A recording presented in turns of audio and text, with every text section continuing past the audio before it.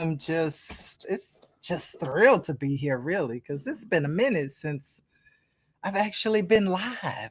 So I'm glad to be live. Oh, and to be alive. Let me get this mic in front of me. All right. So welcome again, everyone, to this special teaching series that I'm doing. I'm excited about it.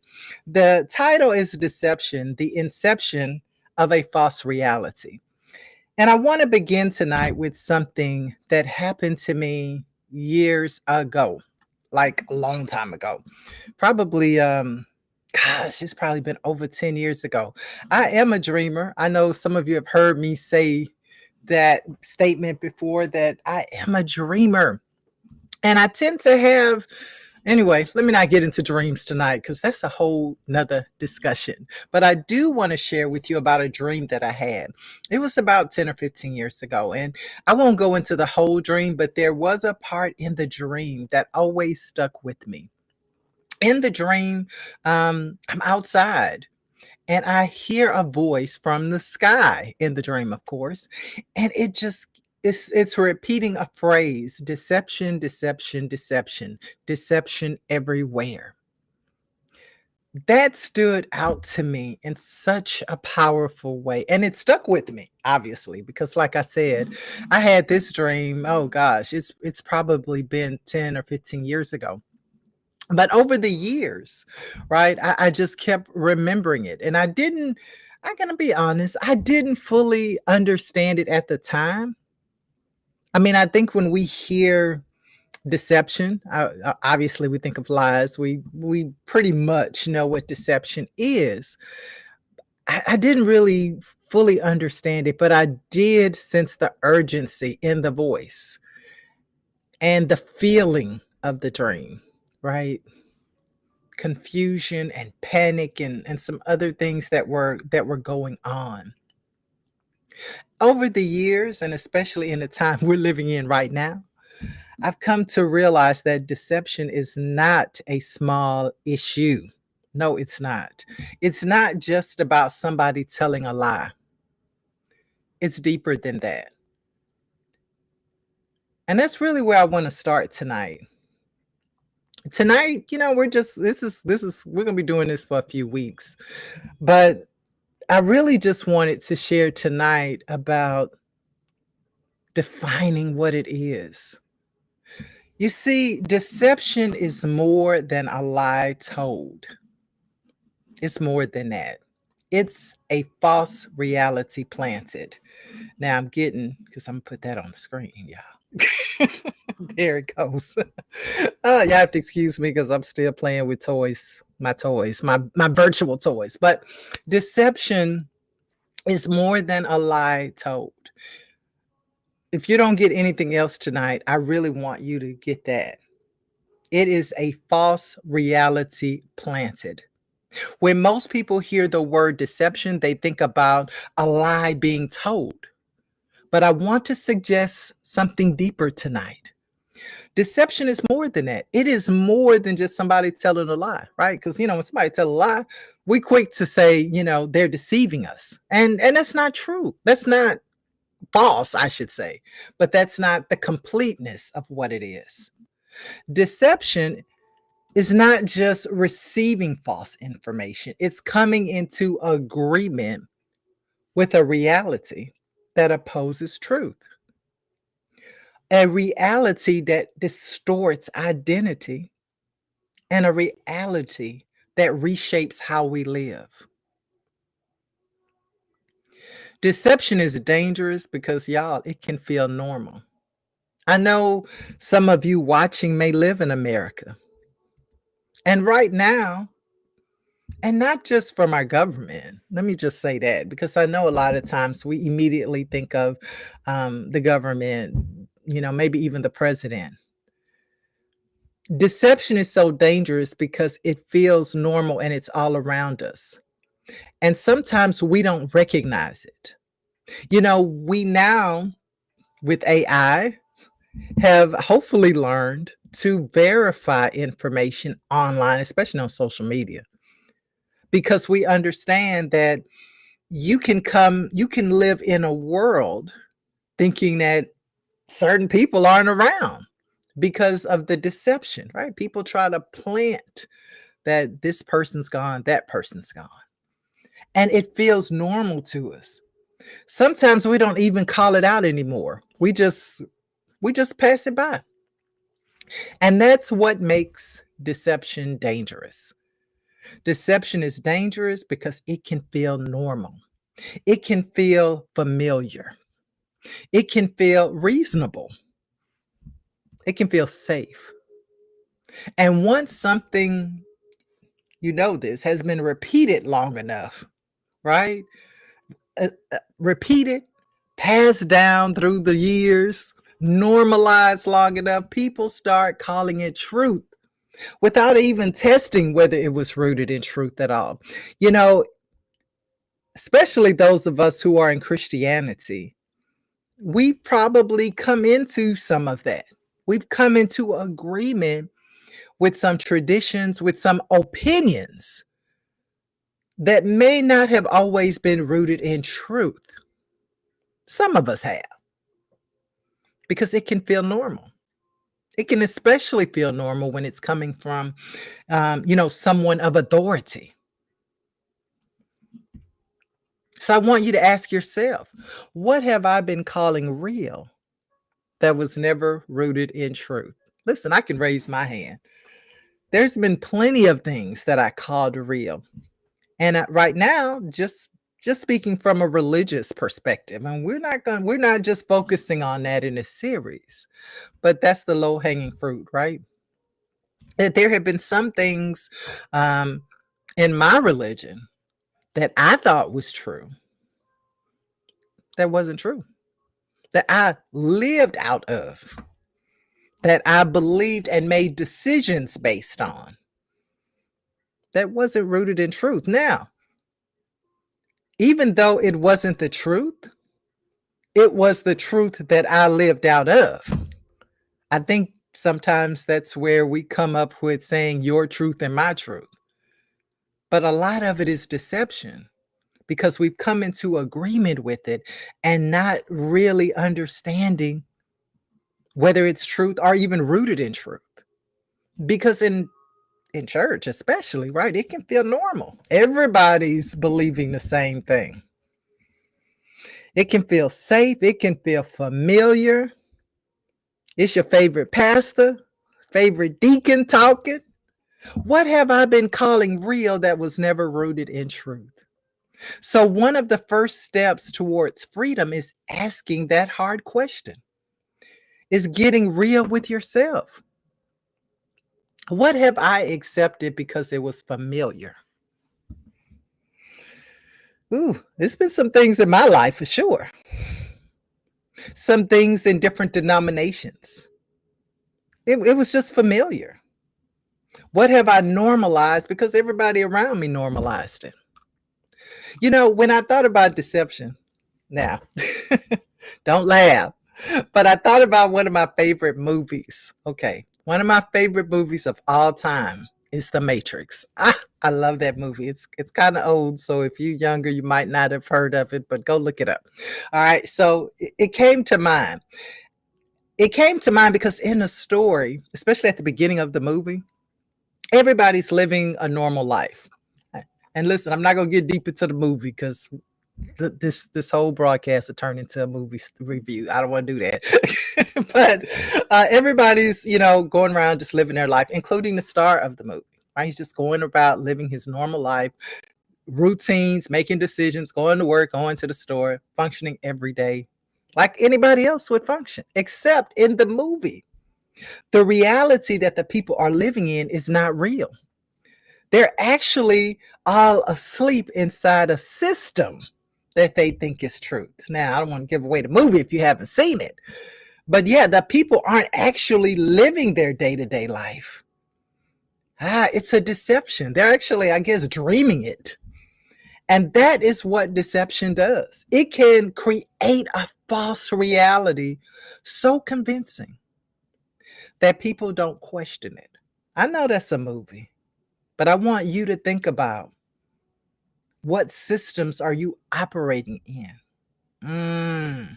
It can create a false reality so convincing that people don't question it. They adjust to it. They live from it. They defend it.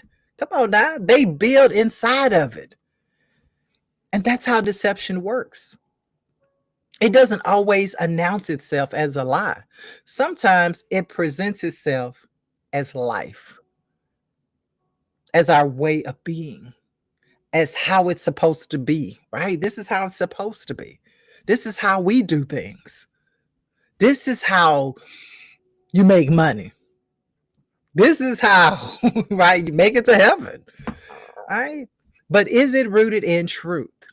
You know, one of the most powerful questions in the movie, The Matrix, is by the co star. The character in the movie is Morpheus. Okay, I'm not going to get excited. But one of the questions that he asks is, what is real? Now, this is the part in the movie where the star is being pulled out of this dream world. And for him, because this is the only world that he's known, he's questioning, how can this not be real? And Morpheus asks, what is real? How do you define real?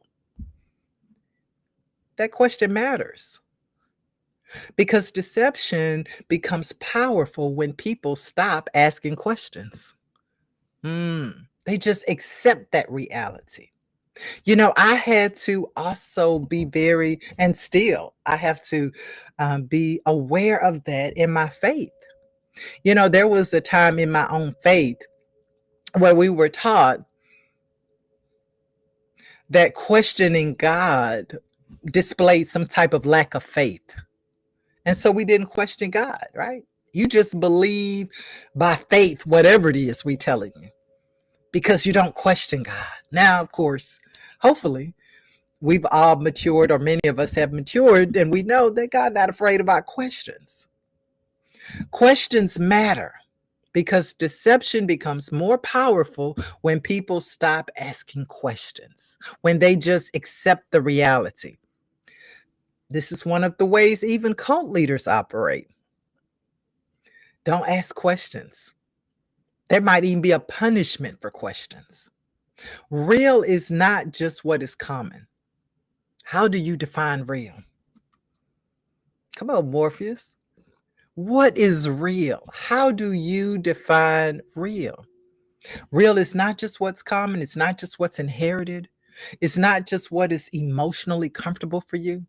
Real must be tested against truth.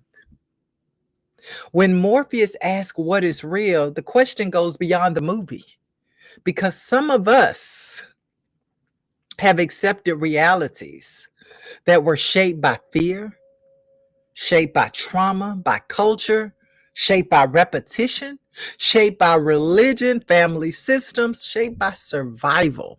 Oh my gosh, how many of us still live in survival mode?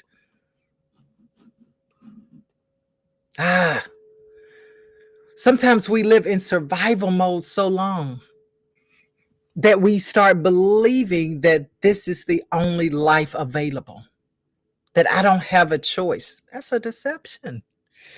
And because we've lived in it so long, doesn't make it real. Just because you believe the lie so long doesn't make it real. Not everything we call real was rooted in truth. That's what we're establishing today. Deception is not only something that happens in the world out there somewhere, if you're in the church, it can work in culture. It can work in media. It can work in systems and religion. It can work in our families. And guess what? It can even work in us. Sometimes the most damaging false realities are the ones we inherited. And sometimes they are the ones we built to survive. Yeah. Some of us have built a false reality. Sometimes we deceive ourselves to feel normal. I want to share some of you have heard this story before. When I was, I don't know, 8 or 9 years old, I was walking to the store and this lady walks up to me. She says, "You are the ugliest. You are the ugliest child." My glasses and got caught. you, you are the ugliest child I've ever seen, is what she said. That stuck with me for a long time, y'all. That might have been true to her. I don't know. Maybe she did think I was ugly. But I received that statement. I believed it for decades. I believed that statement. And it caused me to make choices based on that fact. It caused me, can I just be real for a minute? It caused me to choose men based on that assumption. Because who else gonna want me? Now, I don't want to get too deep in that because it gets into our self-esteem. But that's a deception. Sometimes we deceive ourselves. We believe the lie, and then we build a structure, a box to live out of. We're deceiving ourselves. Sometimes we don't value, can I put it that way, what God has given us and our gifts and our talents and our looks, whatever it is. And so we do things, we hold back. I used to hate talking because I always sounded like, I thought I sounded like a man. Because somebody told me that too. Several people told me that. But anyway, so sometimes we deceive ourselves to feel normal. And for me, that meant, okay, I'm not going to talk that much. Okay, I'm going to try not to be seen too much because I don't want to offend people with my looks. Sometimes deception is not only external. Sometimes we deceive ourselves to feel normal. Sometimes people take the truest parts of themselves and put them in the back seat because they want to fit in, because they want to stay safe or avoid being misunderstood. Sometimes people adopt to what is false for so long that the false self starts to feel familiar. The false self starts to feel familiar. Because repetition brings that familiarity. And if you keep living a certain way out of the lie, out of your own self-deception, then it starts feeling familiar. And when you do try to be true to who you are and live out of your true self, it may feel uncomfortable, scary, shocking, because the false self feels familiar. Listen, this series is a wake-up call. So part of the burden of this teaching is to help wake people up, to wake us up to these false narratives that are all around us, to wake up to the subtle agreements that we've made with ourselves, with other people, with our jobs, with ministries, with heck with TV, all the false narratives, to wake up to lies. We've got to wake up to them. Lies about the world, lies about ourselves, about our calling, about our worth, and about what's possible. As a coach, one of the hardest challenges that I believe a coach can have is helping people think past what they believed about themselves, right? Helping them to open up their thinking about what's possible in their life. Because many times, especially, around this Gen X age, many of us have given up. Many of us have decided, this is my plot in life. I'm not going any further. And yet, and still, I know that God has more. You know that God has more. And you deceive yourself into believing that it's too late. Even though you're still on top of the earth. My grandfather used to say that. As long as you're on top of the dirt, you got time. But we've got to wake up to what's possible. And we've got to wake up to false narratives. All the things that we've been talking about tonight. Because the good news is this. If deception is a false reality planted, then it can be exposed. And listen, if it can be exposed, you already know it can be uprooted. And if it can be uprooted, Truth can rebuild. Truth can grow in that place where deception distorted things, blocked things. You know, it's important for us, especially in this season when there's so much deception around us, whether it's AI, the president, the mayor, your pastor, regardless. We've got to be very discerning in this season. We can't be so quick to accept what's familiar, what's comfortable, what everybody else is doing. We've got to be on alert because deception is not just a lie. It's trying to box you into a different world. Can I say that? A false reality. When government officials say certain things, they are trying to create a world around you that you believe, that you agree to. When they tell you that the economy is great, that jobs are plentiful, right? You might say, and I hear people say, oh, that's a lie. It is. It might be a lie. I don't know, right? I don't see all the numbers in the earth or even in the country. But what I do know is that it's a structure that these people, these officials, are trying to form and get you to accept. Because once you agree to it, you're going to live out of that place. You're going to stop questioning as much. This is what deception. Remember, we said that the true danger of deception is that you stop asking questions. You stop wondering if this is true or not. You stop researching. Come on, Christians. You stop studying the Bible. You stop checking on the pastor. He preach a word, that's the word. But that's deception, because we have a responsibility to stand in truth and to be rooted in truth. We have a responsibility to be true to our identity in Christ, right? We have a responsibility in this area. So tonight, hey, we was just identifying lies. This is just the process. This is just the beginning.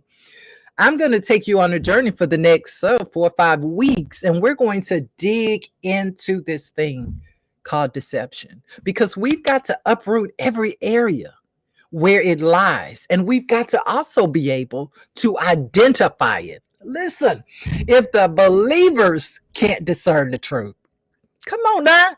If we can't decide, if we can't distinguish between a lie and the truth, if we are not going to be the bearers of light, I'm trying to figure out who's going to do it. We've got to do it. We've got to do it. And even as it relates to our wealth building, right? Even as it relates to money, right? As some of you know me for, truth is still, integrity is still the key. So I want to encourage you.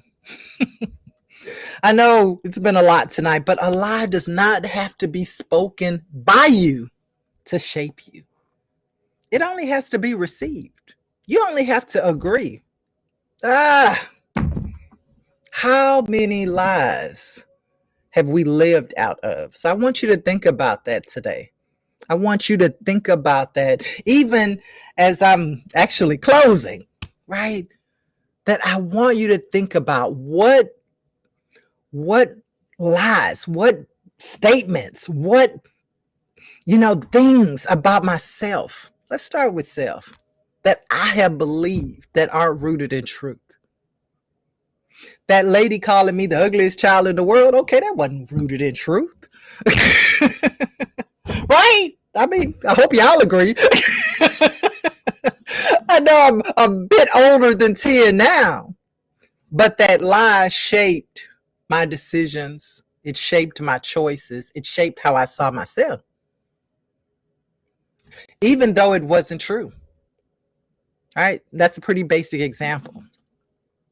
So tonight, again, it was just about identifying those lies, identifying the power that deception has. And I want you to really think about that. I hope you'll even go back and re-listen because next week, oh, we're going a little deeper. I can't wait either because I'm going to talk about another movie. I'm not going to tell you which movie yet because it's a goodie. But I think one of the things about being a prophet and a creative prophet, let me put it that way, because I believe we all have that creativity in us, is that I always see some truths in media. I love using media, movies, entertainment, because there's always a sliver of parallel there that we can look at. Tonight we looked at The Matrix. If you didn't see The Matrix, you need to go check out The Matrix because that is a false reality movie. The whole movie. I believe it's prophetic and it's a false reality. So listen, thanks for joining me on tonight, y'all. I really appreciate it. I pray that something was said. Let me see. I hope something was said that really blessed you on tonight. I want you to know also, let me remind you, go to debhowardonline.com. Where is that? Where all my stuff at? But I want you to go to debhowardonline.com. I do have a 5-day challenge. It's an email challenge, 5-day scarcity to abundance challenge. I want you to check that out. Go ahead and go there and get that for yourself. All right, so let me see with these comments. Thank you, Miss Carbonita. The lie seems easy to believe because they were so rooted. When we come into our own self-worth, there is a new level of freedom. So true. So true. When we believe what God said, right? How about that? Because that's the truth. That is the truth. All right. What else I got? Oh, thanks for being here, my friend. Why, Regina? Thank you so much. Listen, I have so much more to talk to you guys about. So hopefully you'll join me next Monday night, same time, same channel, 7 p.m. Central Time. And we're going to take it deeper. And like I said, I got another movie for y'all. So we're going to talk a little more about how this deception really builds structures in us. All right. Until next time, you know what I'm going to say already. Go have your most abundant day. I'll see you soon.